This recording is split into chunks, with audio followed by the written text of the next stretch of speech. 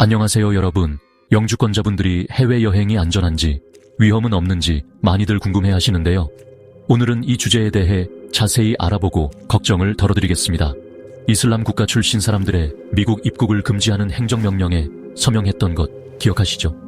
놀랍게도 여기에는 영주권자도 포함됐습니다. 네, 맞아요. 영주권을 소지했음에도 공항에서 입국을 거부당하고 본국으로 돌려보내진 분들도 계셨습니다. 하지만 며칠 뒤 미국 연방판사는 영주권자가 미국에 재입국할 절대적인 권리를 가진다고 판결했죠.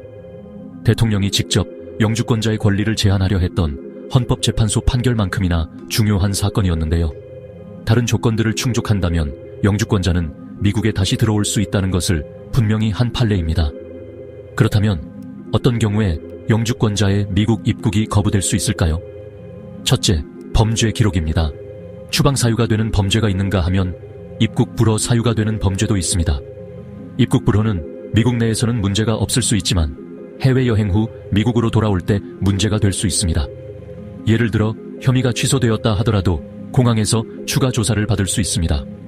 입국이 허용될 수도 있고 입국 불허 통지서를 받거나 I-407 서류에 서명하라는 요청을 받을 수도 있습니다. 절대로 변호사와 상담 없이 I-407 서류에 서명하지 마세요. 공항 직원들이 서명하면 나중에 비자나 영주권을 받기 쉽다고 말할 수도 있지만 대부분은 그렇지 않습니다.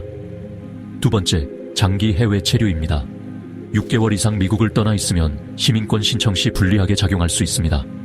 1년 이상 미국을 떠나 있으면 영주권을 포기한 것으로 간주될 수도 있습니다. 이 경우 공항에서 왜 그렇게 오랫동안 해외에 있었는지 설명하기 위해 2차 심사를 받게 될 수 있습니다.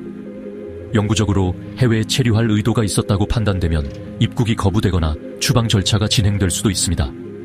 건강 문제나 불가피한 상황과 같은 합리적인 예외는 인정될 수 있으니 이런 경우에는 반드시 이민 전문 변호사와 상담하세요. 마지막으로 짧은 미국 체류와 잦은 해외여행 패턴입니다. 특히 고령자이시거나 해외에 주 거주지가 있는 분들은 미국에 한두 달만 머물고 나머지 기간은 해외에서 보내는 경우가 있습니다. 반복적인 짧은 체류는 공항 직원들이 미국에 실제로 거주하고 있는지 의심하게 만들 수 있습니다. 영주권자는 미국에 영구적으로 거주해야 한다는 점을 기억하세요. 영주권을 단순 방문 목적으로 사용하면 영주권을 잃을 수 있습니다. 결론적으로 유효한 영주권을 소지하고 있고 범죄 기록이 없으며 해외 체류 기간이 짧다면 일반적으로 미국 재입국에 문제가 없습니다. 하지만 오늘 논의한 상황들을 꼭 염두에 두세요.